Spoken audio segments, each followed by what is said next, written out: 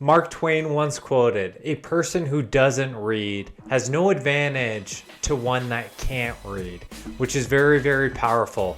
You know, real estate consumes a majority of my life. I'm obsessed with it. I live, breathe, and eat real estate. But sometimes I have to sharpen the blade, and this time I want to take a break out to give a suggestion. And my suggestion is this book called Atomic Habits. It's by James Clear. It is phenomenal. I get something new out of it every time that I read it. But there are 3 takeaways that I really want to go over with you. The first takeaway is that true behavior change is really identity change. So just as a quick example, if you set a goal to go to the gym 4 days a week, that goal is going to diminish over time.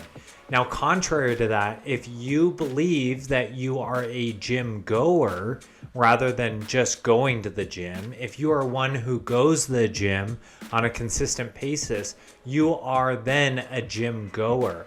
So the trick in this is not to set a goal and do a certain exercise 4 times a week, 3 times a week, 2 times a week, but rather it's to change your identity. So rather than one who goes to the gym, you are now a gym goer. So the goal isn't to play a musical instrument on a daily basis. The goal is to be a musician. So when you change your thought process and you say it out loud and you tell people that hold you accountable, your identity is then changed. So essentially what you're doing is you're casting a vote to be the person that you want to be in the future. When you change your identity to the person that you want to become, instinctively it helps you become that person to a truer sense. Carl Jung quotes, "Until you make the unconscious conscience, it will direct your life and you will call it fate." So the second key takeaway in this is that you need to optimize your environment. There's many habitual things that we do on a daily basis without even recognizing it. So making a list and identifying those markers as whether it's positive, neutral, or negative is going to bring that to light. So for example, if you are one that wants to drink more water, optimizing your environment means placing water bottles strategically throughout the house in areas that you frequent the most. If it's convenient, I guarantee you there's a higher likelihood that you're going to drink more water. If the water is tough to get out of your refrigerator or it's in the garage in a bottle or what have you, if it's inconvenient, that's going to play against you. If you want to eat healthier, keep a bowl of apples on the table so that they strike you every time that you walk by.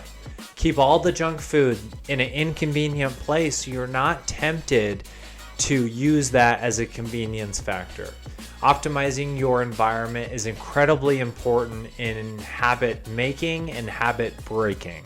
Okay, the third takeaway in this book that I really got a lot out of is mastering the entry point.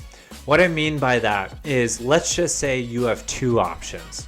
You can put on your tennis shoes, you can go to the gym, or you can grab a cup of coffee, you can hop on social media or YouTube or whatever you decide that you're going to do. Now, that micro decision is going to dictate what's going to happen for the next hour and a half. As we all know, social media is super addictive, so is YouTube. So they feed you things in order to distract you and keep you on the platform longer.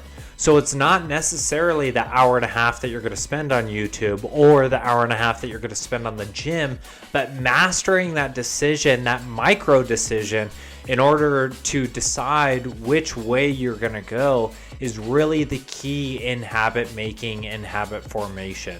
If you choose to put on your tennis shoes and hop in the car, your habit is already done with. You're already on your pathway to perform that activity. But if you choose to grab a cup of coffee and hop on YouTube, the next hour and a half is going to be a waste and you've lost the battle in that beginning decision.